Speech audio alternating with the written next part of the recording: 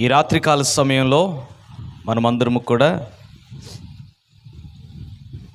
ఈ రీతిగా దేవుని సన్నిధానంలో కూడి ప్రభువుని స్తుతించడం, ప్రభువుని ఆరాధించడం ఎంతో మంచిది.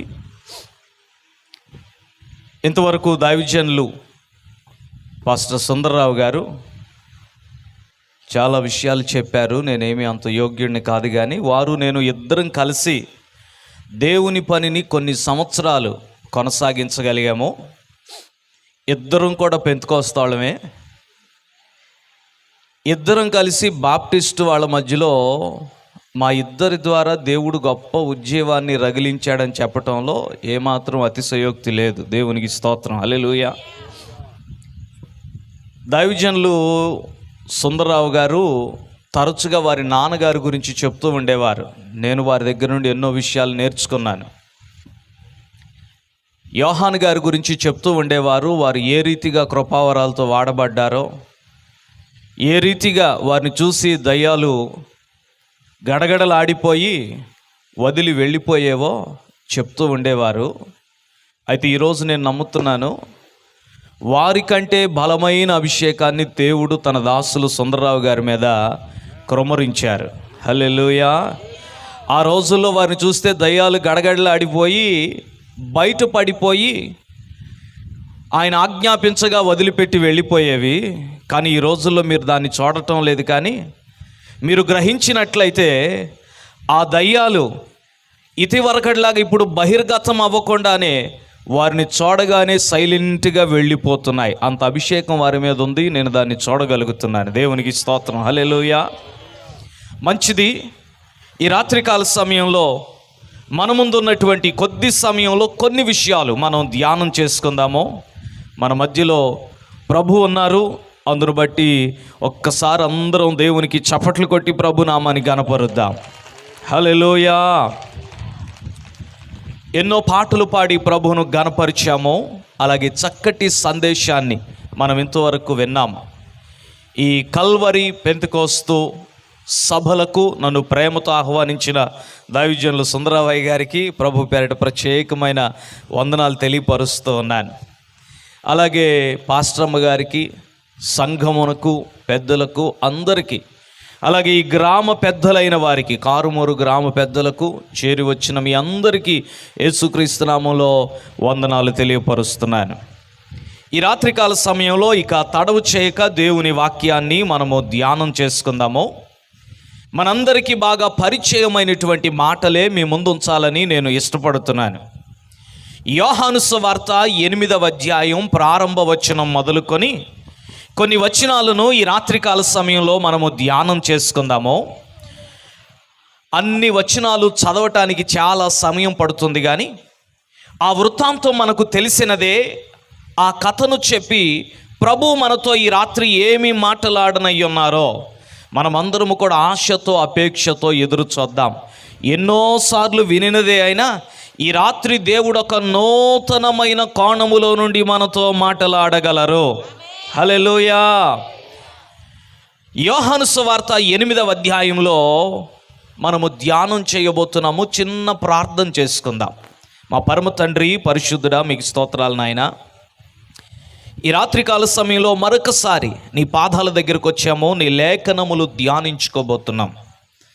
మాతో మీరు మాట్లాడండి.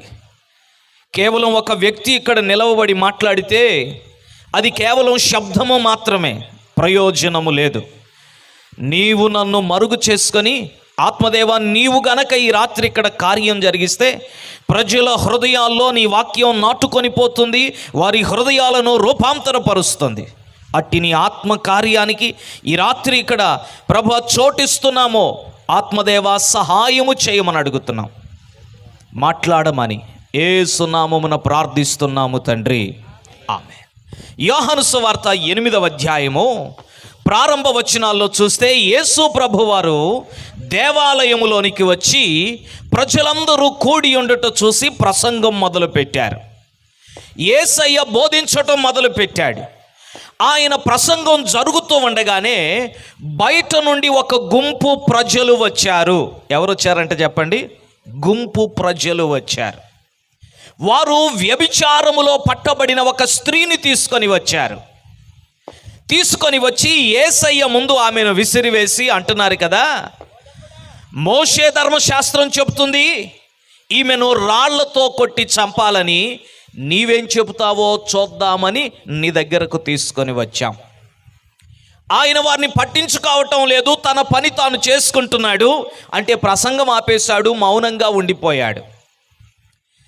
మౌనంగా ఉన్న యేసయ్యను మాటి మాటికి రేపి అడుగుతున్నారు, ఏం చెబుతావు, నీవేం చెబుతావు, నీ మాట ఏంటి అని.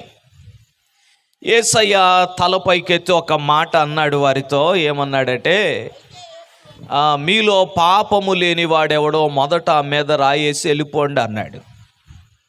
అని మరలా ఆయన తల వంచుకొని తన పని తాను చేసుకుంటున్నాడు. ఈలోగా ఒక్కొక్కరు రాళ్ళు అక్కడ పడేసి, పెద్దవారి మొదలుకొని చిన్నవారి వరకు అందరూ కూడా ఆమెను విడిచి వెళ్ళిపోయారు. యేసయ్య ఆమెను చూచి, ఎవరు నిన్ను ఏం అనలేదమ్మా అన్నాడు. ఆమె అంది, ఎవరు నన్ను ఏమీ అనలేదు. యేసయ్య అన్నాడు, నేను కూడా నీకు ఏ హాని చెయ్యను, వెళ్ళు, కానీ ఇక మాత్రం నీవు పాపము చెయ్యవద్దు. హల్లెలూయా. జరిగిన వృత్తాంతం అది. ఈ రాత్రి ప్రభువు మనతో కొన్ని విషయాలు మాట్లాడబోతున్నాడు. హల్లెలూయా.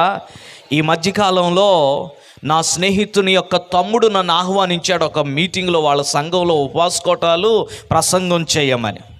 వెళ్ళాను, ప్రసంగం చేసేసాను, వచ్చేసాను. తెల్లారి నా స్నేహితుడు ఫోన్ చేశాడు. ఫోన్ చేసి ఏమంటున్నాడంటే, బాబు నిన్న మధ్యాహ్నం ఏం ప్రసంగం చేశావో కానీ అన్నాడు. ఏమీ అలాగంటున్నావు అన్నాను. స్నేహితుడు అన్నాడు కదా, మా తమ్ముడి సంఘ విశ్వాసులందరూ మా తమ్ముడి మీద పడిపోయారు. ఏమంటున్నారంటే, మీరే చెప్పుంటారు విజయవాడ నుండి వచ్చిన పాస్టర్ గారికి మా సంగతి, అందుకనే వాక్యంలో మా సంగతులన్నీ ఆయన చెప్పేశాడని చెప్పి పాస్టర్ గారి మీద గొడవాడారంట. ఆయన నాకు ఫోన్ చేసి, నువ్వేం ప్రసంగం చేసావో నేను వినలేదు, కానీ ఏంటి మొత్తానికి వాళ్ళు ఇలా పట్టుకొని మా తమ్ముడిని అడుగుతున్నాడంట అన్నారన్నమాట. ఈ రాత్రి నేను చెప్తున్నాను, 8 గంటలకు వచ్చాను, నేను, నా భార్య, నా పిల్లలు. అయ్యగారు లోపలికి తీసుకెళ్ళి భోజనం పెట్టారు. భోజనం చేసిన తర్వాత ఒక గెస్ట్ రూమ్ ఇచ్చేశారు. లోపలికి వెళ్ళిపోయి కూర్చున్నాము. మరలా ఒక 10 నిమిషాల క్రితం గదిలోండి బయటకు వచ్చాం. అయ్యగారితో చెప్పాను, సుందరరావు గారితో, మీటింగ్ కదా, మీ పనులు మీకు ఉంటాయి, మీరు చూసుకోండి, మేము ఇక్కడ బాగానే ఉంటామని చెప్పాను.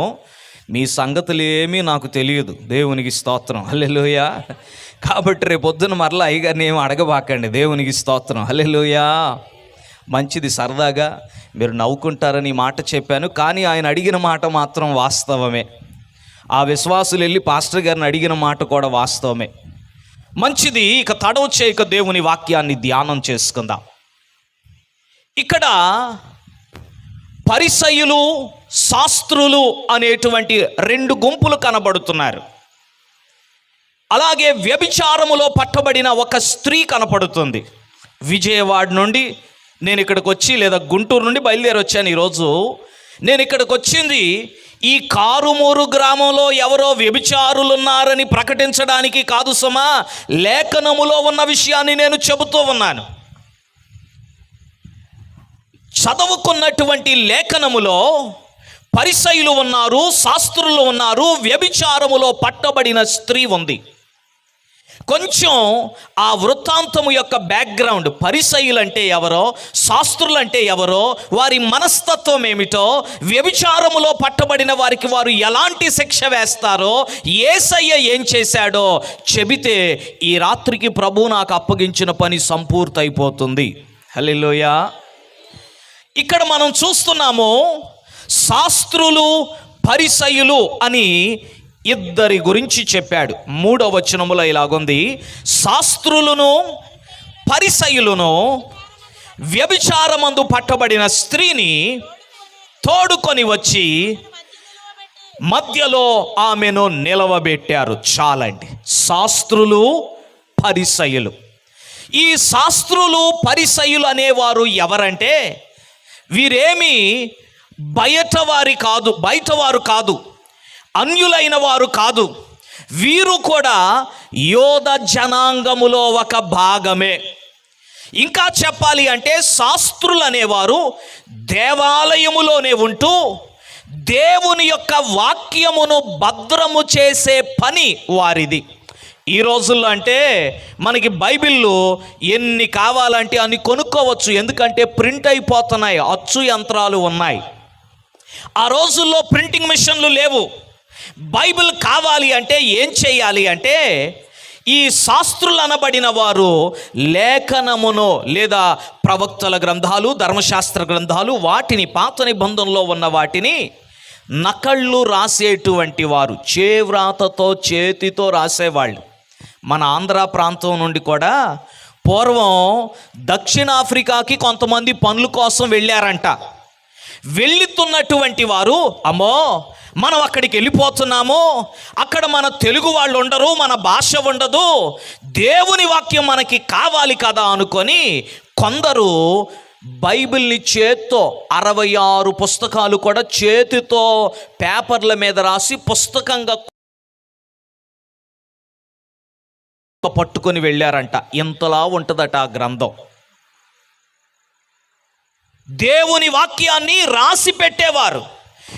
ఈ శాస్త్రులు ఎవరంటే దేవుని వాక్యమును నకళ్ళు రాసేవారు మాత్రమే కాదు, ధర్మశాస్త్రాన్ని ఉపదేశించేటువంటి వారు, బోధించేటువంటి వారు.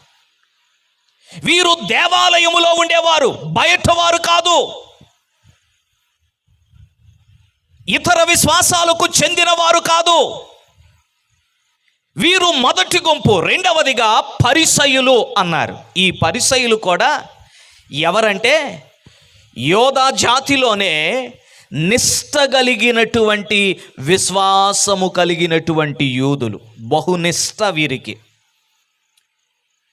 ఎంత నిష్ఠ అంటే మీరు ఎప్పుడైనా దశంభాగం ఇచ్చేటప్పుడు ధనియాలు, ఆవాలు ఇచ్చినప్పుడు 10వ వంతు లెక్కబెట్టి కింద పోసి లెక్కబెట్టి ఏరుకొని వచ్చేస్తారా? వాళ్ళు అంత నిష్ఠ చేసేవాళ్ళు అన్నమాట.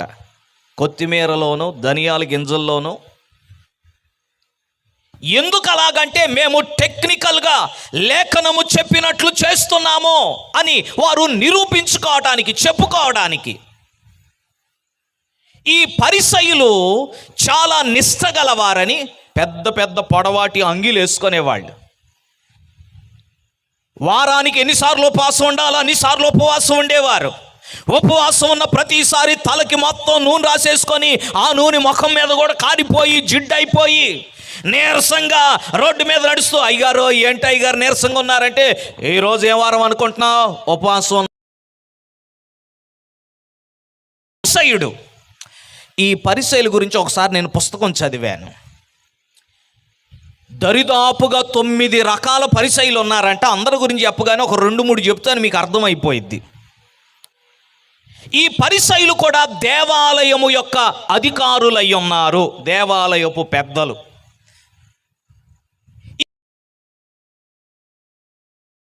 తీసుకొచ్చారు. పరిసయ్యుల గురించి 2-3 మాటలు చెప్తానన్నాను. ఒక రకం ఏంటంటే రోడ్డు మీద వెళ్తూ ఉంటాడు. ఈ రోజుల్లో లాగా మన భారతదేశంలో లాగా జనాభా ఎక్కువ కాదు కదా, తక్కువ మంది కదా. ఆ రోజుల్లో ఎక్కడో దూరంగా మనుషులు కనబడుతూ ఉంటే ఇక్కడ రోడ్డు మీద బేదవాడు భిక్షాటన చేస్తున్నవాడు కనబడితే వాడి దగ్గర ఆగిపోయి ఏదో తోచినది దానం చేసి వెళ్ళిపోకుండా దారిన పోయేవాడు ఎక్కడో ఉంటే బాబు బాబు ఇట్రా ఇట్రా ఇట్రా అని పిలుస్తాడు. ఈయన అంగీ చూసి అమ్మో అయ్యగారు పిలిచాడు ఏంటో అని పరిగెత్తుకొని వస్తాడు. వాడు వచ్చినాక అంటాడు కదా, ఒక నిమిషం ఆగు అంటాడు. ఏమంటాడంట? వెయిట్ ఎ మినిట్, ఒక నిమిషం ఆగో. మరలా ఇటు చూస్తాడు. అల్లంత దూరములో ఎక్కడో ఒకడు నడుచుకుంటూ వస్తూ ఉంటాడు. హలో హలో బాబు ఇట్రా ఇట్రా ఇట్రా. ఏదో అయిపోతుంది అనుకొని వాడు పరిగెత్తుకొని వస్తాడు అయ్యగారు అంగీని చూసి. ఏంటి అంటే వెయిట్ ఎ మినిట్, ఒక నిమిషం ఆగు. 4-5 పోగు చేసినాక అంగీ జోబులో నుండి ఏదో ఒక కాసు తీసి, ఆ రోజుల్లో డబ్బులు అంటే బంగారం వెండి కాసులే, ఒక వెండి కాసు తీసి, చూస్తున్నారా బాగా చూడండి, ఒక్కటేసేసి, చూసారా మీరందరూ, తెలుసుగా మీకు, వెళ్ళండి ఇక వెళ్ళి వాడికి దానం చేశాడు. ప్రభు ఏం చెప్పాడు? మీరు కుడి చేత్తో ఇచ్చేది. కానీ వీళ్ళ పని ఏంటంటే, వీడు చేసినది కొంచెమైనా ఊరంతా చెప్పుకోవాలి.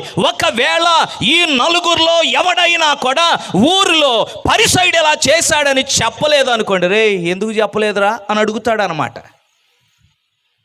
అంటే వీళ్ళు ఎందుకు ఇస్తున్నారంటే మైలేజ్ కోసం, ఊరంతా చెప్పుకోవాలి అందుకోసమే. కానీ రహస్యమందు చూస్తున్న దేవునికి ఇచ్చినట్లుగా కాదు, ఊరంతా తెలియాలని, వారి పేరు ప్రఖ్యాతులు కావాలని చెప్పుకుంటారు. మా విజయవాడలో ఒక పాస్టర్ గారు ఉండేవారు. ఆయనకి ఊరంతా ఒక పేరు పెట్టుకున్నారు. ఏం పేరు అంటే 2 బ్యాడ్జీల పాస్టర్ గారు అనేవాళ్ళు అనమాట. ప్రభు దగ్గరికి వెళ్ళిపోయారు. ఆయన మంచి దైవజనుడు. 2 వైపుల బ్యాడ్జీలు పెట్టుకునేవాడు, యేసు క్రీస్తు అందరికీ ప్రభువు అని.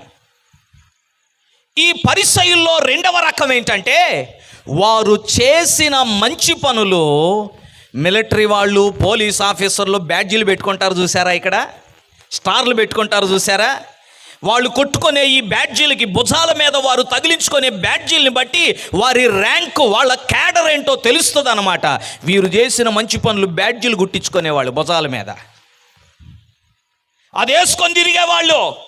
ఊర్లో అమ్మో అయ్యగారిని చూడు, అమ్మో ఇన్ని మంచి పనులు చేశాడు అయ్యగారు అని చెప్పుకోవాలన్నమాట.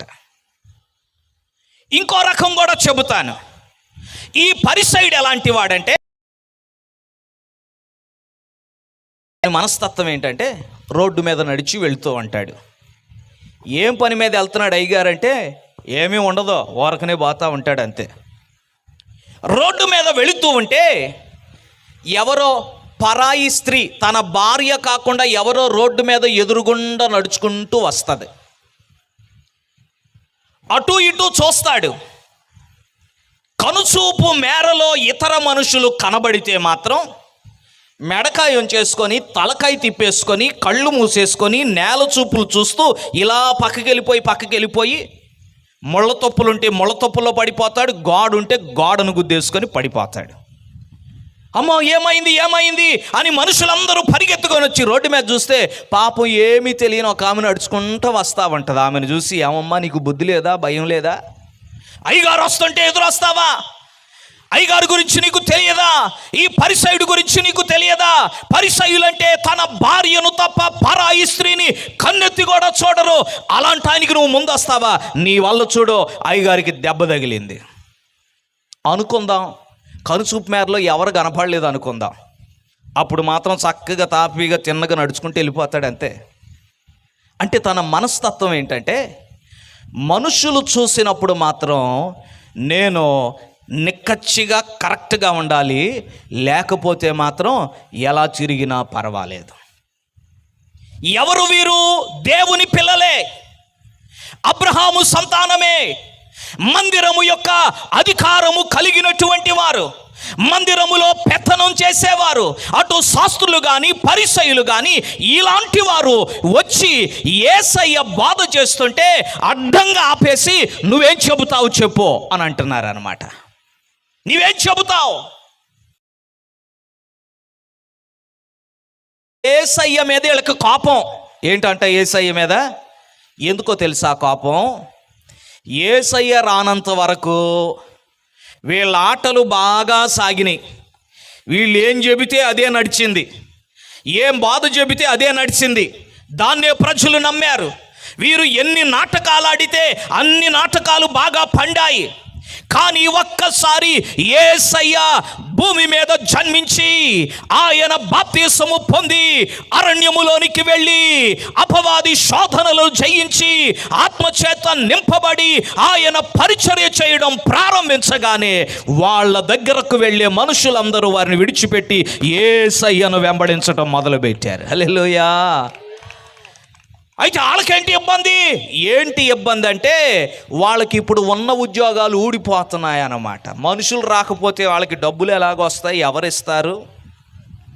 వచ్చిన వాడు, అయ్యో నేను దేవాలయానికి వచ్చాను, ఇక్కడ శాస్త్రి నాకు ఉపదేశం చేశాడు, ఉపదేశము చేసిన వానికి నేను నా వంతు ఇవ్వాలి అని ఇచ్చిపోయేవారు. పరిసయ్యులకు దొరికేది, శాస్త్రులకు దొరికేది ఇప్పుడు మందిరానికి ఎవరు వెళ్ళట్లేదు, అందరూ కూడా యేసయ్య వెంబడి వెళ్ళిపోతున్నారు. యేసయ్య మందిరంలోకి వస్తేనే మందిరం నిండుతుంది, లేకపోతే ఖాళీ అయిపోతుంది. అందుకని వీరికి కోపం. ఆ కోపములో ఏం చేశారో తెలుసా? వీరిద్దరూ దేవుని పిల్లలే అయినా, దేవుని ఏర్పాటులో ఉన్న అబ్రహాము సంతానమే అయినా, దేవుని మందిరం మీద పెత్తందారులైనా లేకపోతే అధికారులైనా కూడా వారు విరోధి అయిన, శత్రువు అయిన, అన్యరాజ్యమైన రోమా సామ్రాజ్యంతో కలిసి యేసయ్యను చంపాలి అనేటువంటి ప్రణాళిక వేశారు. ఎందుకు తీసుకొచ్చారా ఈమెని? వాళ్ళకి న్యాయం కావాలని కాదు, వారు యేసయ్యను పరీక్షించాలని, ఆయన ఏం చెబుతాడో చూడాలని, ఆయనను శోధించాలని, ఆయన మీద నేరము మోపాలని యేసయ్య దగ్గరకు వారు ఆమెను తీసుకొని వచ్చారట. నేరం మోపాలి, ఆయన ఏం చెబుతాడో చూద్దాం. ఇక లోతుల్లోనికి వెళ్ళబోయే ముందు, అప్లికేషన్లోకి వెళ్ళబోయే ముందు, వ్యభిచారంలో పట్టబడిన వారికి వారు విధించే శిక్ష ఎలా ఉంటుందో కూడా కొన్ని మాటలు చెప్పేస్తాను. వ్యభిచారంలో పట్టబడిన వారిని బహిరంగంగా తీసుకొని వచ్చి మనుషులను సమకూర్చి వారి మీద నేరము మోపి దాన్ని రుజువు చేసి శిక్ష విధించి పలానా రోజు పలానా టైంకి పలానా చోట వీరికి మరణశిక్ష విధిస్తున్నాము, రాళ్లతో కొట్టి చంపుతామని ప్రకటన చేస్తారు. ఊరంతా తెలిసిపోతుంది ఆ విషయం. ప్రకటించిన తర్వాత ఆ రోజు వస్తూ ఉండగా పెద్ద గుంట తవ్వుతారన్నమాట. లోతుగా గుంట తవ్వుతారు. మనిషిని అందులో దింపినాక మనిషి పైకి కనపడకూడదు, మనిషి ఆ గుంట లోపల ఉండేటట్లుగా, అంటే కనీసం ఒక 7 అడుగుల లోతైన గుంట తవ్వుతారు, రౌండ్గా తవ్వుతారు. గుంట తవ్వేసి పట్టబడిన లేదా నేరము రుజువు చేయబడిన వ్యక్తిని తీసుకొచ్చి ఆ గోతిలో దింపుతారు. ఒకవేళ ఆమెకు పెండ్లైతే ఆమె భర్త మొదటి రాయి వేసి కొట్టాలి.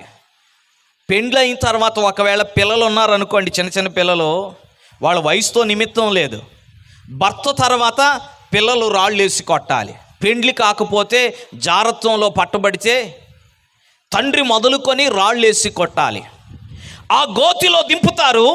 ప్రజలు ఆ గుంట చుట్టూరు నిలబడతారు, రాళ్ళు పట్టుకొని నిలబడతారు. ఒక్కొక్కరు రాళ్ళు వేస్తూ ఉంటారు. రాళ్ళు వేస్తూ ఉంటే గోతిలో ఉన్నటువంటి వ్యక్తి తప్పించుకోవడానికి లేదు. ఎటు నుండి వచ్చి పడిద్దో తెలియదు. ఒకవైపు నుండే వస్తే ఏదోలా దాక్కోవచ్చేమో, దాచుకోవచ్చేమో. గుంట చుట్టూరు మనుషులు నిలబడి రాళ్ళు వేస్తూ ఉంటారేమో, ఎటు నుండి రాయి వచ్చి పడుతుందో తెలియదు. తప్పించుకునే ప్రయత్నం చేయడానికి కూడా అవకాశం లేదు. ఎంత చేసినా ఏదో ఒక దిక్కు నుండి రాళ్ళు తగులుతూ ఉంటాయి. ముందు ఎక్కడ తగులుతాయో తెలుసా? ముఖానికి, తలకి తగులుతాయి. ఆ రాయి దెబ్బలకు రక్తము కారుతూ ఆ గోతిలోనే కుప్పకూలిపోతారు వాళ్ళు. మనుషులందరూ తెచ్చిన రాళ్ళు విసిరేస్తా ఉంటే ఆ రాళ్లే ఆ వ్యక్తికి సమాధి అయిపోతాయి. ఆ గుంటే ఆ వ్యక్తికి సమాధి అయిపోతుంది. ఇక బయటకు వచ్చేది లేదు, ఇంకొక చోటకి తీసుకువెళ్ళి సమాధి చేసేది కూడా లేదు. శిక్ష విధించడం మొదలు పెట్టారంటే అదే అంతం, ఇక అదే ఆఖరి రోజు.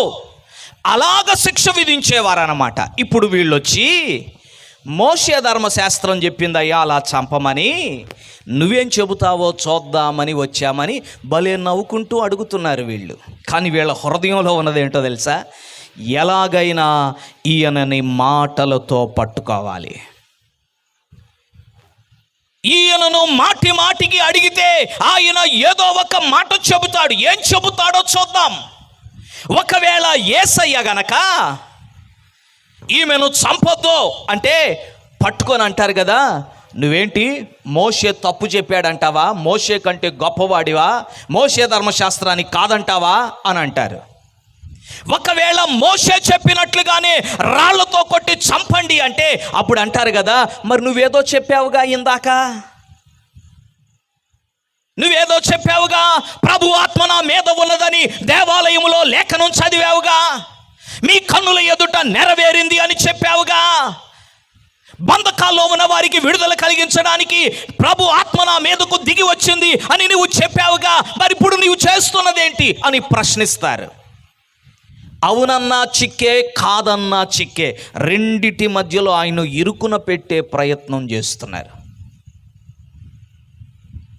వీరి ఆశ, వీరి ఆలోచన ఏంటంటే ఏదో ఒక విధముగా యేసయ్యను పట్టుకోవాలి, ఆయన మీద నేరము మోపాలి అన్నటువంటి ఆలోచనతోనే యేసయ్యను వారికే గనక న్యాయం కావాలి అనుకుంటే వారు యేసయ్య దగ్గరకు ఆమెను తేనక్కరలేదు.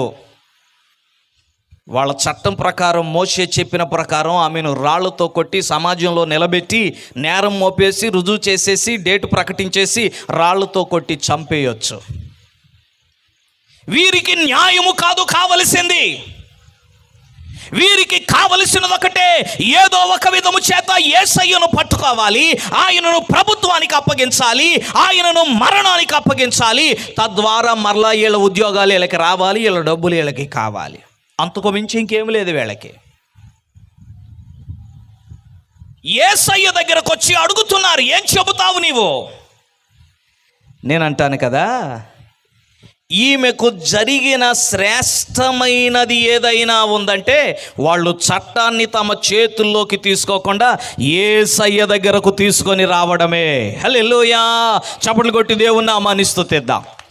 ఒకవేళ వారే గనక చట్టాన్ని తమ చేతుల్లో తీసుకొని ఆమెను రాళ్లతో కొట్టినట్లయితే ఆమె జీవితము ముగిసిపోయేది. కక్ష చేతనో మిష చేతనో వారు ఆమెను యేసయ్య దగ్గరకు తీసుకొచ్చారు, అదే ఆమె జీవితాన్ని మార్చివేసింది. హల్లెలూయా! ఆమెకు నిత్య జీవాన్ని కలిగించింది. ఈ రాత్రి ప్రభు నీతో మాట్లాడుతున్న మాట ఏంటో తెలుసా? నీవు నేను కూడా ఎవరో చెబితేనే ప్రభు దగ్గరికి వచ్చాం. హల్లెలూయా! మన జీవితాల్లో మనకు జరిగిన శ్రేష్టమైన విషయం ఏంటో తెలుసా? యేసయ్య దగ్గరకు మనం నడిపించబడ్డాం. హల్లెలూయా! ఆయన దగ్గరకు రాకుండా ఒకవేళ మనం ఇంకెక్కడికైనా వెళ్ళి ఉంటే, ఇంకా ఎవరి దగ్గరికైనా మనం వెళ్ళి ఉంటే, అయ్యో మనం ఈ స్థితిలో ఉండేవారము కాదు. మన ప్రాణములు ఎప్పుడో తెల్లారిపోయేవి, మనం ఎప్పుడో మంటిలో కలిసిపోయి ఉండేవారము. కానీ యేసు దగ్గరకు నీవు నేను నడిపించబడ్డాం కాబట్టి లోకపు పౌరసత్వాన్ని కలిగి ఉన్నామో దేవుని నిత్య రాజ్యం కోసం మనం ఎదురు చూస్తున్నాం. హల్లెలూయా! యేసయ్య దగ్గరకు మనము రావడం మన జీవితంలో జరిగిన గొప్ప కార్యం. హల్లెలూయా! ప్రభు దగ్గరకు మనం నడిపించబడ్డాం. అయితే యేసయ్య ఏం చేస్తున్నారంటే, వాళ్ళు ప్రశ్న అడిగితే మౌనంగా ఉన్నాడు. మొదటి వచనంలో యేసయ్య ఏం చేస్తున్నాడు? అసలు దేవాలయంలో నిలబడి ఆయన బోధిస్తూ ఉన్నాడు, ప్రసంగం చేస్తున్నాడు. వీళ్ళు వచ్చినాక ప్రసంగం కూడా ఆగిపోయింది. పోనీ వాళ్ళు వచ్చినాక వాళ్ళు అడిగింది ఆయన ఏం చెప్పకుండా మీరు ఉండండి తర్వాత మాట్లాడతానని చెప్పి ఈయన ప్రసంగం కంటిన్యూ చేయొచ్చుగా, అది కూడా చేయట్లా, మౌనంగా ఉండిపోయాడు. ఈ రాత్రి మీతో ఈ యొక్క మాట చెప్పనివ్వండి. కొన్నిసార్లు పరలోకం సైలెంట్ అయిపోతుంది, మౌనం అయిపోతుంది. నీవు ప్రార్థిస్తూ ఉంటావు, మొరపెడుతూ ఉంటావు, మోకరిస్తూ ఉంటావు, ఉపవాసం ఉంటూ ఉంటావు. ప్రభువా నీ స్వరము వినిపింపచేయి నాయనా, నాతో మాట్లాడు ప్రభువా, ఇదిగో నేను కష్టములో ఉన్నాను, నేను ఉపద్రవములో ఉన్నాను, ఇబ్బందిలో ఉన్నాను నాయనా, నీవు మాట్లాడితే చాలు ప్రభువా, నేను తెప్పరెల్లుతాను, నేను బ్రతుకుతాను, మాట్లాడు మాట్లాడు మాట్లాడు అని ప్రార్థిస్తూ ఉంటాం. కానీ కొన్నిసార్లు ఏమైందో తెలుసా? పరలోకం మౌనమైపోయింది. ప్రభు మాట్లాడడు, ఆయన సైలెంట్ అయిపోతాడు. మాటి మాటికి అడుగుతున్నారు, యేసయ్య మాత్రం ఏమీ చెప్పకుండా మౌనంగా ఉండిపోయాడు. ఆయన మాట్లాడటం లేదు, అవుననడం లేదు, కాదనడం లేదు. కొన్నిసార్లు జీవితంలో మనము కూడా ఎటు నిర్ణయము తీసుకోలేని స్థితిలో దేవుని అడుగుతూ ఉంటాం, నాతో మాట్లాడు నాయనా అని. కానీ పరలోకం సైలెంట్ అయిపోయింది. మరియ గురించి ఆలోచన చేస్తే, ఏ ఆశ లేనప్పుడు దేవదూత కనిపించి నీ గర్భాన యేసయ్య పడతాడు అని చెప్పిపోయాడు. సంతోషం అనుకుంది. మరియ నిండు గర్భిణితో ఉంది.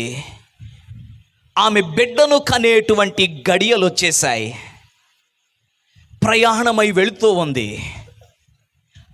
ఆమె ప్రయాణమై వెళుతూ ఉండగా ఆ మార్గములో ఆమెకు జ్ఞాపకం వచ్చింది. ఆ ప్రాంతాన్ని చూస్తూ ఉంటే, ఇక్కడే కదా బెన్యామీనును కని అతని తల్లి చచ్చిపోయింది. ఇప్పుడు నేను కూడా నిండు చోళాలుగా ఉన్నాను. ఏ గడియలో బిడ్డ బయటకు వచ్చేస్తాడో తెలియదు. నా బ్రతుకేంటో, నా పరిస్థితి ఏంటో. ఓ ప్రభువా, నాతో మాట్లాడు.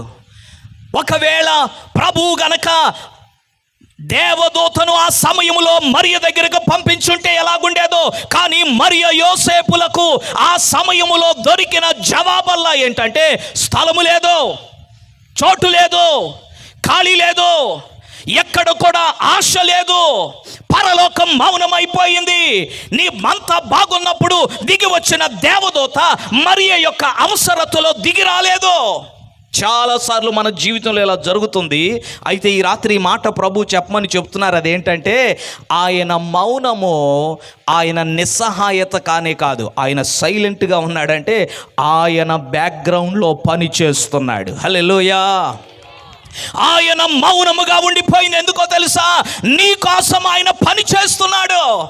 నిన్ను విడిపించడానికి, నిన్ను రక్షించడానికి, నిన్ను విమోచించడానికి, నీ పరిస్థితి నుండి నిన్ను విడిపించడానికి. దైవజనులు నేను ఇంట్లో కూర్చొని ఇక్కడికి వచ్చే ముందు చిన్న ప్రార్థన చేసుకునే ముందు సాక్ష్యం చెప్పారు తన కుమార్తె గురించి.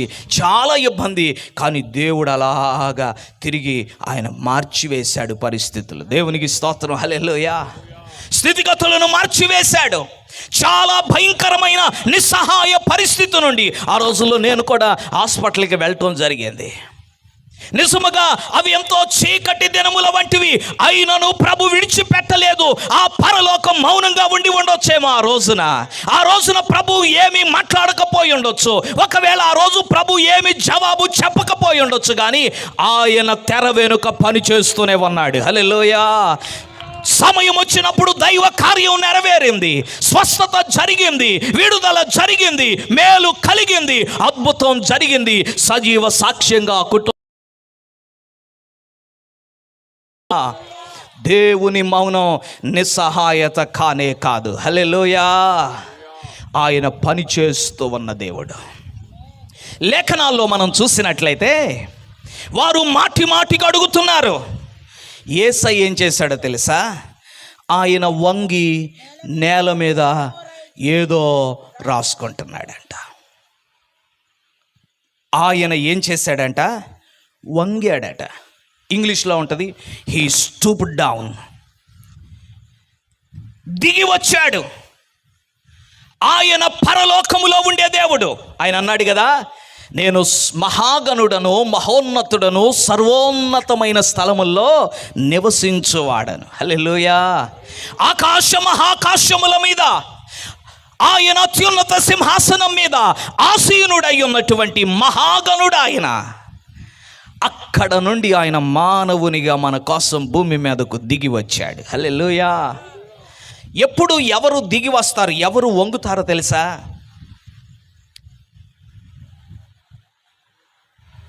ఈ మైక్ ఉంది, కింద పడింది. ఈ కింద ఉన్నదాన్ని దమ్మా పైకిరా వచ్చిద్దంటారా? మ్యాజిక్ చేసేవాడు కూడా కనపడిన తాడు ఏదో కడతాడు దారం, దానికి లాగుతూ ఉంటే వచ్చింది పైకి, లేకపోతే రాదు. ఎందుకంటే దాంట్లో జీవం లేదు, నో లైఫ్. దానికోసం నేను తలకిందులుగా తపస్సేసిన దమ్మ పైకిరా అంటే రాదు. నేనేం చేయాలి? దాన్ని అందిపుచ్చుకోవాలంటే నేనే వంగి దాన్ని పట్టుకోవాలి. హల్లెలూయా. యేసయ్య ఏం చేశాడో తెలుసా? నీ కోసం, నా కోసం, మనందరి కోసం. మైకు శబ్దంలో వింటున్నటువంటి ప్రియమైన గ్రామస్తులారా, మనము ఆయనను చేరుకోలేకపోతున్నామని, ఆయన మార్గములు మన మార్గముల కంటే ఉన్నతమైనవని, వాటిని మనము అందుకోలేకపోతున్నామని, ఆయన తానే మన కోసము భూమి మీదకు దిగి వచ్చాడు. హల్లెలూయా. ఆయనే గనక దిగి రాకపోతే ఈ రోజున మనం ఈ స్థితిలో ఉండేవారము కాదు. హల్లెలూయా. యేసయ్య నా కోసం భూమి మీదకు దిగి వచ్చాడు అని నమ్మిన వారందరూ ఒక్కసారి గట్టిగా రెండు చేతులు పైకెత్తి దేవునికి స్తోత్రం చెల్లిద్దాం. ఆయనే గనక రాకపోయి ఉంటే నీ అనారోగ్యం నిన్ను మింగేసి ఉండేది. ఆయనే గనక దిగి రాకపోతే మనం ఇంకను పాపములో ఉండేవారము, వ్యసనములలోనే ఉండేవారము, మనకు విడుదల లేదు, అపవాది బంధకాల్లో ఉండేవారము. కానీ మహాగణుడు మహోన్నతుడైన యేసయ్య పరలోకాన్ని విడిచి మనం అక్కడికి ఎక్కలేకపోతున్నామని ఆయనే వెతుకుకుంటూ మన కోసం భూమి వరకు ఆయన తాను తగ్గించుకొని దిగి వచ్చాడు. హల్లెలూయా. ఆయన వంగి నేల మీద ఏదో రాస్తున్నాడంట. మన వాళ్ళు ఏం రాస్తున్నాడో చాలామంది చెప్పే ప్రయత్నం చేస్తారు, కానీ నాకు విషయం అర్థమయ్యింది. కొంతమంది అంటారు వాళ్ళ పాపాలు రాసేశాడు అని, కొంతమంది అంటారు మీలో పాపం లేని వాడెవడో రాయేసి బొండని రాశాడు అంటారు. ఎప్పుడు కూడా యేసు ప్రభు ప్రక్కనే ఉండి రొమ్మున ఆనుకునే యోహాన్ అన్నాడు, ఆయన ఏమో రాశాడు నాకే అర్థం కాలేదు అన్నాడు. ఆ యోహాను గారిగా రాసింది, యోహాను సువార్తలోనే కదా మనం ఉన్నాం. ఆయన అంటున్నాడు నేను చూశాను, ఆయన రాస్తున్నాడు, అది ఏమిటో నేను చూశాను కానీ నాకే అర్థం కాలేదు, ఏమో రాసేశాడు ఆయన. ఆయన ఏం రాశాడో తెలియదు. ఆయన రాశాడు అన్నప్పుడు అదేంటో నాకు అర్థం కాలేదు అన్నప్పుడు నాకు గుర్తొచ్చింది ఏంటో తెలుసా? సృష్టినంతా చేసినాక దేవదేవుడు తండ్రి కుమార పరిశుద్ధాత్ముడు మన పోలికలో మన స్వరూపంలో నరుణ్ణి చేద్దాం.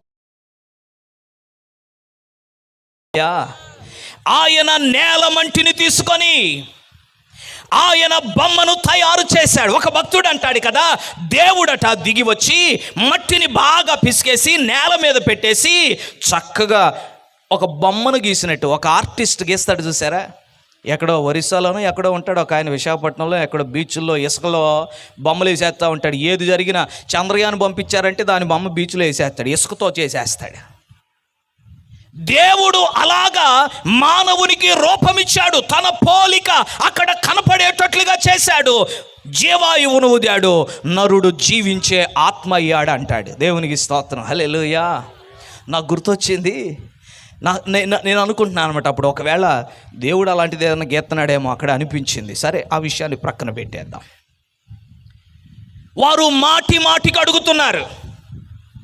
అడుగుతూ ఉంటే యేసయ్య అన్నాడు కదా, మీలో పాపం లేనివాడెవడో మొదట రాయేసి వెళ్ళిపోండి అన్నాడు అని మరలా వంగి ఆయన పని ఆయన చేసుకుంటున్నాడు. మీలో పాపము లేనివాడు మొదట ఆమె మీద రాయేసి వెళ్ళిపోండి. ఈ మాట గుర్తుపెట్టుకోండి, వేగంగా పరిగెత్తేస్తాయి కదా. లోకంలో ఒక సామెత చెప్తారు, నిజం బూట్లు వేసుకుంటుందంట, చెప్పులు వేసుకుంటుందంట. బూట్లు వేసుకుంటుంది, వెళ్ళిపోయింది. అసత్యం అబద్ధం పుకారు మాత్రం చాలా వేగంగా వెళుతుంది. అందరూ సులువుగా నమ్మేంటి, అయితే అవునంటాడు లేకపోతే కాదంటాడు, ఈయన పట్టుకుందాం అనుకున్నారు. కానీ యేసయ్య అన్నాడు కదా, వాళ్ళకి పెట్టేశాడు, మీలో పాపం లేని వాడెవడో మొదటి రాయేసేసి వెళ్ళిపోండి. ఆయన మాట చెప్పి మరలా వంగి ఏదో రాసుకుంటున్నాడు అంటండి. ప్రభు ఏం చేశాడో తెలుసా? వాళ్ళకి టైం ఇచ్చాడు. ఆలోచించుకోండి, మీరే ఏం చేయమనంట ఆలోచించుకోండి.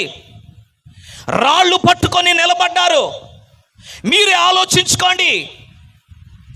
ఈ రోజుల్లో మనిషికి లేనిదేంటో తెలుసా? ఆలోచన చేయటం లేదు.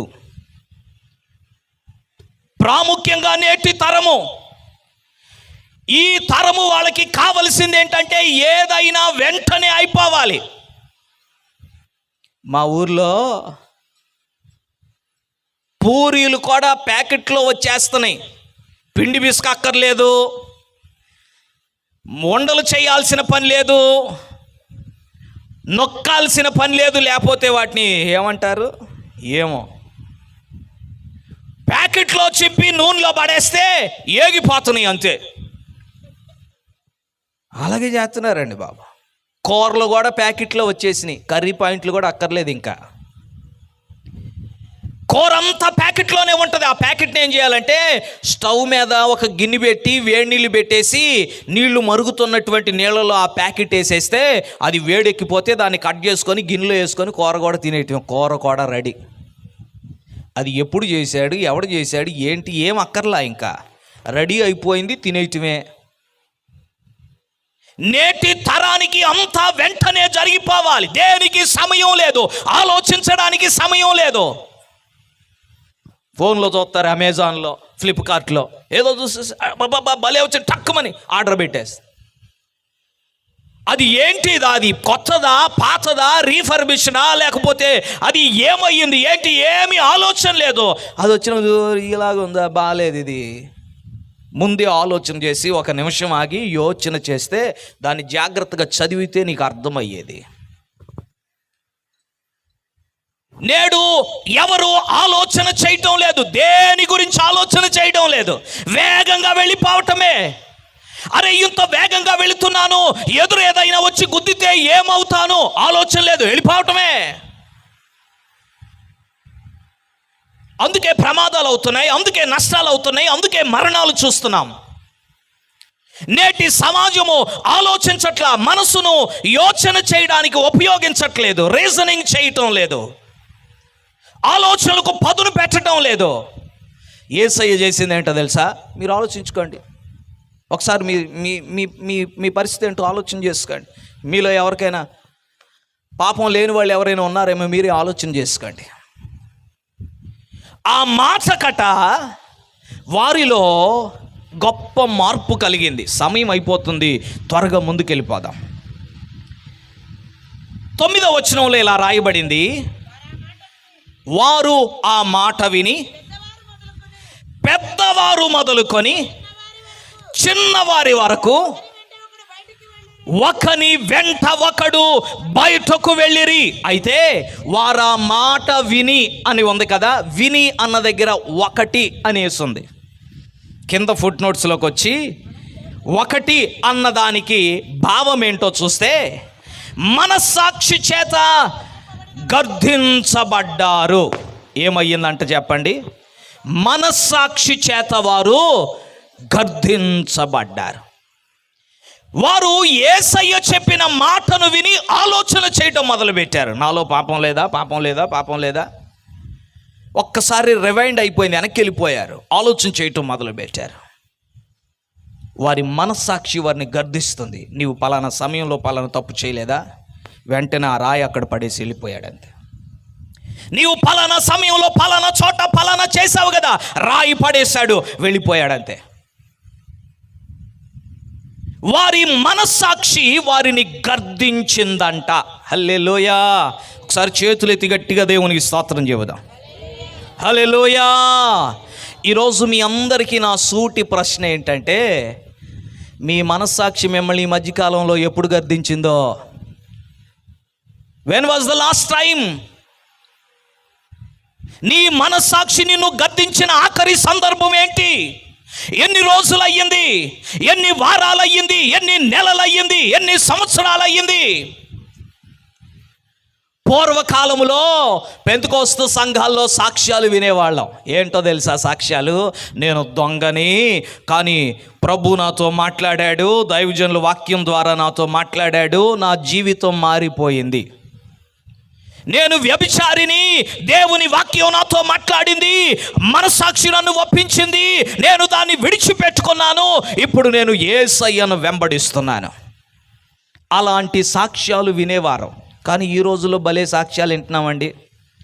ఈ రోజుల్లో సాక్ష్యాలు ఏంటంటే, పోయిన ఆదివారం తలనొప్పి వచ్చింది, ప్రార్థన చేయించుకున్నాను, తగ్గిపోయింది. తప్పని నేను అంటలేదు, అలాంటి సాక్ష్యాలు చెప్పొద్దని నేను అంటలేదు. కానీ నేను అడుగుతుంది ఏంటంటే, నీ మనస్సాక్షి చేత నీవు గర్దించబడుతున్నావా? మనస్సాక్షి నిన్ను గర్దిస్తుందా?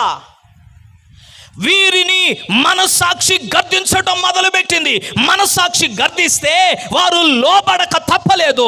తాము పట్టుకొని వచ్చిన రాళ్ళు అక్కడే విడిచిపెట్టి వారు ఎవరి దారిన వాళ్ళు వెళ్ళిపోయారు. దేవునికి స్తోత్రం. హల్లెలూయా.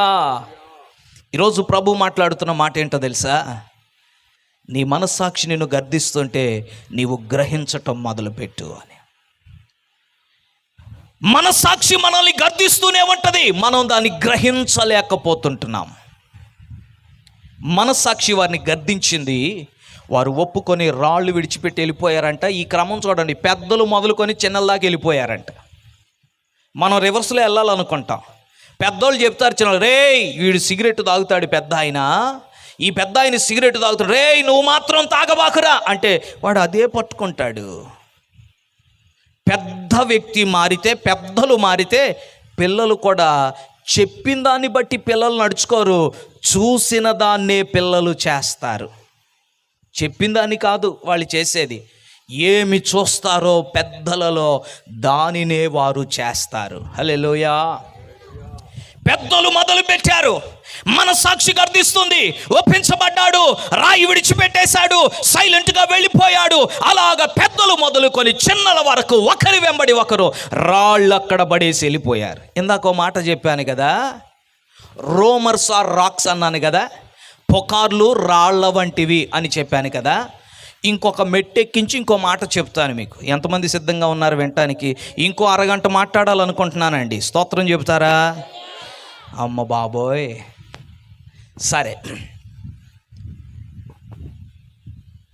పుకార్లు రాళ్ళు అని చెప్పాను కదా, ఇంకొంచెం ఒక మెట్టు పైకి ఎక్కించి దీని స్థాయిని కొంచెం పెంచుకుందాం. ఎందుకంటే ప్రభు ఇక్కడున్న మిమ్మల్ని అందరినీ ప్రేమిస్తున్నాడు. హల్లెలూయా. దానికి రుజువేంటో తెలుసా? ఆయన దిగొచ్చి నీ కోసం రక్తం చిందించాడు మాత్రమే కాదు, నేటికి నిన్ను సజీవునిగా సజీవురాలిగా ఉంచాడు. అందును బట్టి ఒకసారి చప్పట్లు కొట్టి దేవునికి స్తోత్రయాగం చెల్లిద్దాం. హల్లెలూయా. పుకార్లు రాళ్ల వంటివి. ఏదైనా ఒక పుకారుని మనం ఇంకొకరికి చెప్పామనుకోండి, దాని అర్థం ఏంటో తెలుసా? ఒక రాయిని వాళ్ళ మీద విసిరినట్టు. రాయి దెబ్బ ఎంతమంది తిన్నారు? చేయొద్దండి. రాయి దెబ్బ తగిలిందా ఎప్పుడైనా? ఎప్పుడు తగలలేదా రాళ్ళు మీకు? అమ్మో, మీరు ఎవరు పొలం పనులకి వెళ్ళట్లేదా బయటికి? ఎప్పుడు రాయి దెబ్బ తగలలేదా? బాగుంటుంది అంటారా రాయి దెబ్బ? బాగుంటుంది అంటారా? నొప్పి కలుగుతుందా? బాధ కలుగుతుందా? గాయమవుతుందా? కదా. పుకార్లు రాళ్ల వంటివి. ఒక రాయి నీవు విసిరావంటే, లేదా ఒక పుకారు ఒక వ్యక్తి మీద నీవు చెప్పావంటే అది వారికి గాయం చేస్తుంది. ఆ గాయం నుండి రక్తం కారుతుంది. తుదకు ఆ గాయాలు ఎక్కువైపోతే వారు మరణిస్తారు. అందుకు కాదు మనుషులు ఆత్మహత్య చేసుకొని చచ్చిపోతుంది.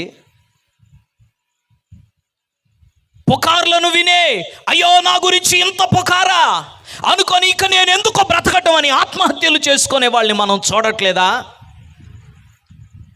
క్రైస్తవులుగా క్రీస్తు మనకు నియమించినటువంటి నియమం ఏంటంటే, పుకార్లు మాత్రమే కాదు, ఎదుటి వారిని గాయపరిచే వాస్తవమైనా కూడా మనము ఎవ్వరికీ చెప్పకూడదు. ఈమె వ్యభిచారంలోనే పట్టబడింది కాదంట్లా, అయినా కూడా యేసయ్య ఆమెను క్షమించి కనికరించి ఆమెను విడిచిపెట్టి, నేను కూడా నీకు శిక్ష విధించను అని చెప్పి వెళ్ళు పాపం చేయొద్దని పంపించేశాడు కదా. హల్లెలూయా. దేవుడు ఈ రాత్రి మనతో మాట్లాడుతుంది ఏంటంటే, ఎదుటి వ్యక్తిని క్షేమాభివృద్ధిలో కట్టే మాట అయితే ఎన్నైనా మాట్లాడు, ఎదుటి వారికి మేలు చేసే మాట, ఎదుటి వారిని ప్రోత్సహించే మాట, ఎదుటి వారిని బలపరిచే మాట మన నోట నుండి రావాలి. కానీ ఎదుటి వారికి నష్టం చేసే మాట, కీడు కలుగ చేసే మాట, వారి యొక్క మనసును గాయపరిచే మాట దేవుని పిల్లల నోటి నుండి రాకూడదు. ఇప్పుడు నాకు తెలుసు, ఇందాక యేసయ్య వచ్చాడన్నప్పుడు చెప్పినంత ఉజ్జీవం, ఉత్సాహం, స్తోత్రాలు ఉండవని నాకు బాగా తెలుసండి. ఎందుకంటే ఆయన వచ్చినప్పుడు మనకు సంతోషం, కానీ మనం మాత్రం మనకు అలవాటు అయిపోయి మాను కావాలంటే భలే కష్టం కదా. అందుకని ఇప్పుడు స్తోత్రాలు చెప్పలేం మనం. కానీ ప్రభు కోరుతున్నది, ప్రభు ఆశిస్తున్నది ఏంటంటే, పుకార్లు చేయొద్దు. లేఖనం చెప్తుంది లేని వార్త మనం పుట్టించకూడదు. అంటే మీరెవరో ఇలా చెప్తున్నారని కాదు సుమా, వాక్యం సందర్భం కాబట్టి ఈ మాటలు చెప్తున్నాను. ఎదుటి వారి మనసును గాయపరిచే మాట, లేకపోతే వారి వ్యక్తిత్వాన్ని కించపరిచే మాట, ఒకవేళ అది వాస్తవమైనా కూడా అది మనలో సమాధైపోవాలి. వారి కోసం మనం ప్రార్థన చేయాలి. ప్రభు వారిని కనికరించాలని, వారిని విడిపించాలని, విమోచించాలని వారి కోసం ప్రార్థన చేయాలి. కానీ ఇలాగంట అలాగంట అని చెప్పి మొత్తం ఊరంతా మాత్రం మనం చాటింపు వేయకూడదు. ఆ పని మనది కానే కాదు. హల్లెలూయా. వాళ్ళు రాళ్ళు ఎలా పడేసి వెళ్ళిపోయారో, ఈ రాత్రి ప్రభు గనక నాతో మాట్లాడుతున్నాడు అని మీరు భావిస్తే, మీరు కూడా మోసుకొని వేస్తున్నటువంటి రాళ్ళు ఈ రాత్రి ఎక్కడే పడేసి మీరు బరువులన్నీ దింపుకొని తేలికగా మీరు ఇంటికి వెళ్ళుదురుగాక. పుకార్లు, రాళ్ళు, ఎన్ని పుకార్లు ఈ మనసులో ఉంటే నీ గుండెల మీద అంత బరువు ఉన్నట్టు లెక్క. ఎక్కువ అయిపోయినాయి అనుకో, ఆ రాళ్ల బరువుతోనే నీవు కూలిపోతావు. జాగ్రత్త. ఎదుటి వారికి నష్టము కలిగించేది, ఎదుటి వారి యొక్క ఆత్మను కించపరిచేది, లేదా వారి వ్యక్తిత్వాన్ని దూషించే మాటలు రాళ్ల వలె బరువైనవి. నీవు అనుకుంటున్నావు నేను వాళ్ళ మీద వేయటానికని, వాళ్ళ మీద వేసేటంత ఓపిక లేకుండా అవి నిన్ను తొక్కి వేస్తున్నాయి, నిన్ను కృంగదీసేస్తున్నాయి, నిన్ను కూల్చివేస్తున్నాయి, నిన్ను పడవేస్తున్నాయి అని ఈ రాత్రి నీవు తెలుసుకోవాలి. వారు పెద్దవారు మొదలుకొని చిన్నవారి వరకు రాళ్ళన్నిటినీ అక్కడే పడేసి వెళ్ళిపోయారు. హల్లెలూయా. వాళ్ళందరూ వెళ్ళిపోయినాక యేసయ్య ఆమె వైపు చూసి ఏంటమ్మా అన్నాడు. ఒకసారి చదవండి ఆ మాట. యేసు తల ఎత్తి చూచి, అమ్మా వారు ఎక్కడ ఉన్నారో, ఎవరు నీకు శిక్ష విధించలేదా? వారు ఎక్కడున్నారో అని అడుగుతున్నాడు. యేసయ్యకు తెలియదా వాళ్ళు ఎక్కడున్నారో? ఓహో, ఆయన తల ఉంచుకొని రాసుకుంటున్నాడు కాబట్టి కనపడలేదా? ఆయన సర్వజ్ఞాని అయి ఉన్నాడు. ఆయనకు తెలియనిది ఏది కూడా లేదు. హల్లెలూయా. ఆయన తెలిసి కూడా ప్రశ్నలు అడుగుతాడండి. ఆయన ప్రశ్న అడిగినప్పుడు ఆయనకు తెలియక అడగట్లేదు, తెలిసి అడుగుతున్నాడు. కాబట్టి మనం జాగ్రత్తగా జవాబు చెప్పాలి. తెలియనోడికి ఏం చెప్పినా పర్లేదు, కానీ జవాబు తెలిసిన ఆయన అడిగినప్పుడు ఒళ్ళు దగ్గర పెట్టుకొని మనం జవాబు చెప్పకపోతే చాలా తేడాలు వచ్చేస్తాయి. హల్లెలూయా. ఆమెను అడుగుతున్నాడు, అమ్మా వారెక్కడా, ఎవరు నీకు హాని చేయలేదా? ఆమె చెప్పింది, లేదయ్యా. ఎందుకు అడిగాడు ఆమెని? ఈ రాత్రి ఇంకొక పాఠం, నా మాటలు ముగిచ్చేస్తా ఒక 5 నిమిషాల్లో. ఆమెను ఎందుకు అడిగాడంటే, చాలా సందర్భాల్లో మనుషులకు జరిగేది ఇదే. మనం ప్రభు దగ్గరకు వచ్చాం, కనికరించబడ్డాం, క్షమించబడ్డాం, పాపక్షమాపణ నిశ్చయత పొందుకున్నాం, బాప్తిసం పొందాం, ఆత్మ పొందాం, విశ్వాసంలో వెళుతున్నాం. కొన్ని సంవత్సరాల తర్వాత సాతానుగాడు వచ్చి, భలేగా ఉన్నావే నువ్వు,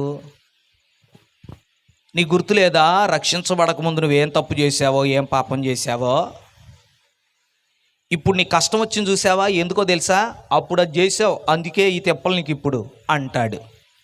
అవునంటారా కాదంటారా? కదా. అపవాది వాడి పని ఏంటంటే మాటి మాటికి మన దగ్గరకు వచ్చి ప్రభు గతంలో క్షమించేసిన వాటన్నిటినీ మన ముందు పెట్టి చూపించి మనల్ని గుచ్చి మనల్ని భయపెట్టే ప్రయత్నం చేస్తాడు. కానీ గుర్తుపెట్టుకోండి, ప్రభు వాటిని క్షమించేశాడు. ఆయన క్షమించేసిన తర్వాత దాన్ని ఆయన గుర్తు చేసుకోడు. అగాధములో పడవేశాడు, తన వీపు వెనక వేసేసుకున్నాడు, చెరిపి వేశాడు, తుడిపి వేశాడు, కడిగి వేశాడు. ఇక అవి మన జీవితంలో లేనట్లుగానే ఆయన మనల్ని చూస్తున్నాడు. సాతాను మోసము చేత, కుయుక్తి చేత నిన్ను కృంగదీయాలని వాడు వాటిని గుర్తు చేస్తూ ఉన్నాడు. యేసయ్య ఎందుకు ఏమని అడిగాడంటే, ఆమె తన నోటితో తాను చెప్పాలి, తనను శిక్షించేవారు ఎవ్వరూ అక్కడ లేరు, అందరూ వెళ్ళిపోయారని. హల్లెలూయా. ఈ రాత్రి ప్రభు మనతో చెప్తున్నాడు ఏంటంటే, చాలా విషయాల్లోనట మనం ఇలాగే ఇబ్బంది పడుతూ బాధపడుతూ ఉంటాం, ఎవ్వరికి చెప్పుకోలేక. కొంతమంది వారి జీవిత భాగస్వామితో కూడా అలాంటి విషయాలు చెప్పుకోలేరు. ఎవరితో చెప్పుకోలేక మనసులోనే ఉంచేసుకొని, సాతానుగాడేమో వాడు మాటి మాటికి వచ్చి వాటిని గుర్తు చేస్తూ ఉంటే పైకి హల్లెలూయా స్తోత్రం ప్రైజ్ లార్డ్ అనుకుంటా ఉన్నా, నవ్వుకుంటా ఉన్నా, ప్రభు స్తోత్రం అంటా ఉన్నా, మనసులో మాత్రం ఆందోళనతో ఎందరో దేవుని పిల్లలు ఉంటున్నారు. ఈ రాత్రి ప్రభు చెప్తుంది ఒకటే, నీవు నోరు తెరచి నాకు శిక్ష విధించేవారు ఎవ్వరూ లేరు అని చెబితే విడుదల నీదే. హల్లెలూయా. ఆమె నోటితో చెప్పించాడు. ఆమెను అడిగాడు, ఎవరు లేరా, ఏ శిక్ష విధించలేదా అంటే ఆమె నోరు తెరిచి చెబుతుంది కదా, లేదు ప్రభువా. ఆమె లేదు ప్రభువా అంది. ఆ మాట తన నోటి నుండి రావడం, ఒప్పుకోలుగా రావడం అక్కడ జరిగింది. ఈ రాత్రి చాలా విషయాల్లో మీరు మౌనంగా ఉండిపోతున్నారు, ఎవరికి చెప్పుకోలేరు. చెప్పుకుంటే అమ్మో ఇంతకాలం అయిపోయింది, 2 సంవత్సరాలు చెప్పకుండా ఉన్నావా అంటారు, అవమానం. అలా చెప్పుకోలేనివి ఎన్నో మన మనసులో ఉండిపోయి అపవాది వాటితో మనల్ని ఫ్రై చేసి పడేస్తున్నాడు. ప్రభు అంటున్నాడు, ఈ రాత్రి నువ్వు దాన్ని గట్టిగా ఒప్పుకో, దాని నుండి నీవు విడుదల పొందుతావు. హల్లెలూయా. దాని నుండి నీవు విడుదల పొందుతావు. యేసయ్య అన్నాడు, నేను కూడా నీకు శిక్ష విధించను. అక్కడ ఉన్న వారిలో శిక్ష విధించడానికి యోగ్యుడు ఎవరైనా ఉంటే యేసయ్య మాత్రమే. కానీ యేసయ్య అన్నాడు కదా, అమ్మా నేను కూడా నీకు శిక్ష విధించను, అయితే ఒకటే కండిషన్, వెళ్ళు, ఇకనో పాపము చేయవద్దు. హల్లెలూయా. లేచి నిలబడదాం, అందరూ లేచి నిలబడదాం. ఈ రాత్రి ప్రభు మనతో కొన్ని విషయాలు సూటిగా మాట్లాడారు. రూమర్స్ ఆర్ రాక్స్, పుకార్లు రాళ్ల వంటివి. వాటిని మోస్తూ ఉన్నావు, ఎందుకు కృంగిపోతున్నా అనుకుంటున్నావు, నెత్తి మీద బరువు ఉంది, రాళ్ల కుప్ప పక్కన పడే ఈ రాత్రి విడిచిపెట్టు. ఈ రాత్రి ఎదుటి వారి వ్యక్తిత్వాన్ని గాయపరిచే వాస్తవమైనా కూడా దేవుని పిల్లలుగా మనం దాన్ని నలుగురికి చెప్ప వీలు లేదు. దేవుని దగ్గరకు వెళ్ళి రహస్యంగా, ప్రభువా ఫలానా వ్యక్తి విషయంలో నీవు కార్యం చేయి, వారికి విడుదల చేయి, వారికి విడుదల కలిగించని ప్రార్థించు. అంతేగాని మనుష్యుల దగ్గర చెప్పటం వల్ల ప్రయోజనం లేదు. ఈ రాత్రి ప్రభు చెబుతున్న మరొక మాట, నీవు దాన్ని గట్టిగా నోరు తెరిచి చెప్పలేకపోవటం వల్లనే నీవు మానసిక క్షోభను అనుభవిస్తున్నావు. ఈ రాత్రి నీ పక్కన ఎవరున్నారని పట్టించుకోవద్దు, అందరూ కండ్లు మూసుకుందాం.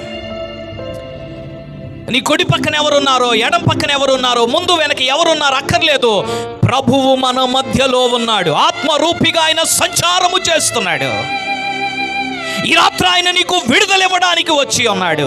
నేను అందుకే ఈ రాత్రి ఇక్కడకు తీసుకొని వచ్చాడు. మనసులో కృంగిపోతున్నావు, అయ్యో నేను ఎవరికి చెప్పుకోలేనే,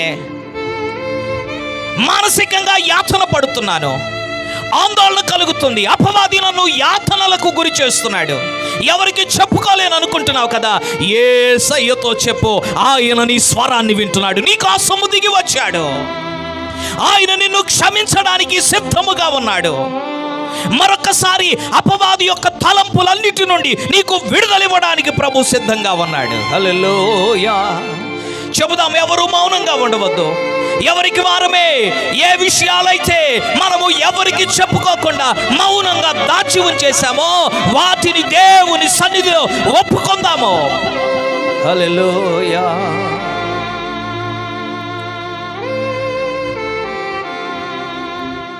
యేసయ్య కనికరించే దేవుడు, ప్రేమించే దేవుడు. ఈ శబ్దయంత్రం ద్వారా వింటున్నటువంటి ప్రియమైనటువంటి గ్రామస్తులారా, ప్రభు మీకోసం భూమి మీదకు మానవునిగా దిగి వచ్చాడు. మనం ఆయన యొద్దకు వెళ్ళలేకపోతున్నామని ఆయనే తగ్గించుకొని దిగి వచ్చాడు. మనుష్యులందరి కోసం ఆయన కల్వరిలో సిలువలో ప్రాణ త్యాగం చేశాడు. చనిపోయి పునరుత్థానుడై తిరిగి లేచాడు. ఆయన యందు నీవు విశ్వాసం ఉంచితే నీకు నిత్య జీవాన్ని ఆయన అనుగ్రహించగలడు, నీ పాపములను క్షమించగలడు.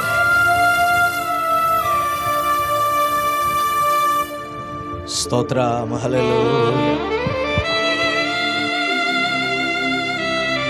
ప్రియులరా, ఈ రాత్రి ప్రభు మనందరితో కూడా బహు తేటగా స్పష్టంగా ఆయన మాట ద్వారా ఆయన మాట్లాడారు. ఈ రాత్రి మన పాప జీవితాన్ని, రోత జీవితాన్ని మార్చి మనలో పరివర్తన కలుగజేసి మన ఆధ్యాత్మికమైన జీవితాలను అద్భుతమైనటువంటి రీతిగా ఒక పాత్రగా మనలను మలచగలిగినటువంటి గొప్ప దేవుడు మనం ఆరాధన చేస్తున్నటువంటి దేవుడు. ఈ రాత్రి ఒక చిన్న తీర్మానం నువ్వు చేసినట్లయితే, చిన్న తీర్మానం ప్రభు కొరకు, అయ్యా ఈ రాత్రి నా జీవితాన్ని మీ చేతులకు నేను సమర్పిస్తూ ఉన్నాను, నా జీవితంలో గొప్ప కార్యాలు చేయ్యా, నీ కొరకు నేను బ్రతకాలనుకుంటున్నాను, నా హృదయంలోనికి మీరు రండి యేసయ్యా, నా హృదయంలోనికి రండి. ఈ రాత్రి ప్రభుని మన హృదయాల్లోనికి ఆహ్వానించినట్లయితే, దేవుని వాక్యములో రాయబడింది, ఎవడైనను ఇదిగో నేను హృదయం అనే తలుపునద్ద ఉండి ద్వారమును తట్టుచూ ఉన్నాను, ఎవరైనా నా స్వరం విని తలుపు తెరచని ఎళ్ళవని హృదయంలోనికి నేను వస్తానని ప్రభు అన్నాడు. ఈ రాత్రి గొప్ప కార్యాలు చేసేటువంటి దేవుడు. ప్రార్థన చేసుకుందాం. మన మధ్యలో ఉన్నటువంటి దైవ సేవకులు పాస్టర్ వల్కన్ రాజు గారు ఉన్నారు. వారు ముందుకొచ్చి మనలను ప్రార్థనలో నడిపిస్తారు. అందరూ అదే విధంగా ప్రార్థనలో ఉందాం. ఈ రాత్రికాల సమయంలో ప్రియులరా, దేవుడు ఎంతో మహోన్నతుడైనటువంటి దేవుడు, మహోన్నతమైనటువంటి కార్యాలను ఆయన జరిగించేటువంటి దేవుడు ప్రభు అయి ఉన్నారు. లెక్కలేని అద్భుతాలు చేసేటువంటి దేవుడు ఆయన. ఈ రాత్రి గొప్ప కార్యాలు చేసేటువంటి దేవుని వైపు మనం చూస్తూ మన జీవితాలు ఆయనకు సమర్పించుకుందాం. ప్రియమైన పరలోకపు తండ్రి, అద్భుతమైన నీ వాక్కుల కొరకు వందనాలు. ఈ రాత్రికాల సమయంలో మీ ప్రియ అభిషక్తులను బలపరిచి మా అందరితో మీరు సూటిగా తేటగా మీరు మాట్లాడారు ప్రభువా. పాపమందు పట్టబడిన ఆ స్త్రీని ఎలాగైతే నీ కనికరము ద్వారా విడిపించబడిందో, ఎలాగైతే భయంకరమైన మరణ శిక్ష నుండి తప్పించబడిందో, మీరు మమ్మలను కనికరించి పాపము వలన రావలసిన శిక్ష నుండి తప్పించి మమ్మలను రక్షించి నీ అద్భుతమైన ప్రేమను మేము అనుభవించడానికి మీ దాసుల ద్వారా మీరు మాతో మాట్లాడారు. మీ దాసుని బలంగా వాడుకున్నందుకు వందనాలు. మీ దాసులను మరింతగా బలపరిచి నీ మహిమ కొరకు వాడుకోండి. ఈ కల్వరి పెంతెకొస్తు పరిచర్యలను దీవించండి.